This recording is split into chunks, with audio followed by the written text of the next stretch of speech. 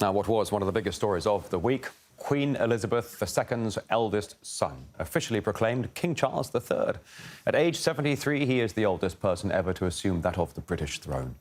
He was officially proclaimed the head of state during a historic ceremony that really goes back centuries.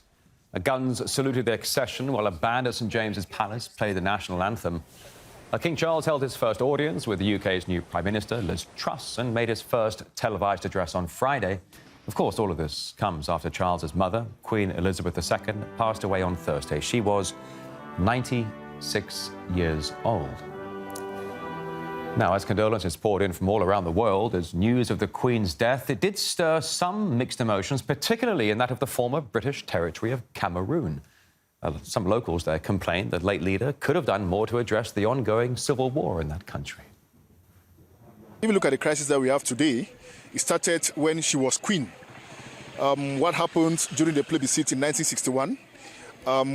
Our forefathers told us that they expected her to at least do things the right way so that the Anglophones will actually enjoy some autonomy. The demise of Queen Elizabeth is enough to tell the world that nobody lives forever.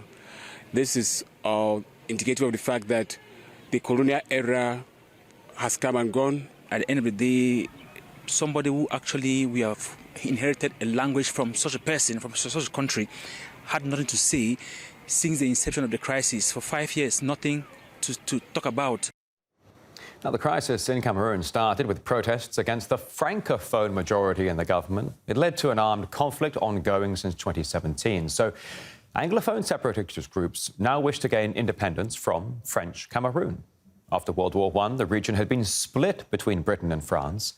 But in 1961, Cameroon became independent, and now the English-speaking populace feels, well, their rights are threatened by the Francophone majority.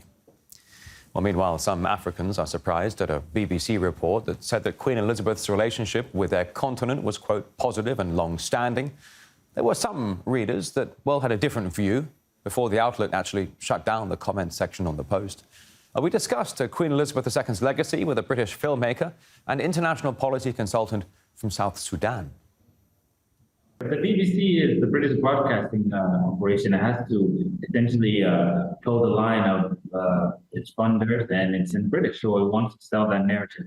I mean, if you look at it, there's two arguments to this, where many proponents, defenders of the Queen, say, well, it was during the time of the Queen that a lot of these African countries got their independence, and during this time that a lot of these neo-colonialism and imperialistic ways have been reduced, and now the Queen was simply a figurehead.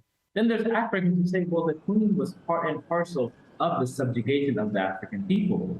If you look at it, the Queen was born in 1926, which means when the first African country of the British colony got its independence, it was 1956, which was Sudan. Then Ghana in 1957. She was active in the leadership of the empire. So it's not fair to say that the relationship was positive. And African countries did not get their independence handed on a silver platter. They were subjugated, they were oppressed, they were marginalized, and they had to fight for their independence. Churchill adored the Queen. He was the person who met the Queen when she came down the steps of the aircraft from Africa. He said, I think, all the film people in the world could not find anyone so suitable to the part, and he guided her in those first few years. She seems to have had a very affable relationship with all her prime ministers. The Queen never influenced anybody, but she was a very good sounding board, and as her life went on, her political experience was, of course, greater than that of any of her prime ministers. She kept abreast of what was going on. She had the red boxes of the cabinet delivered to her every day of her life.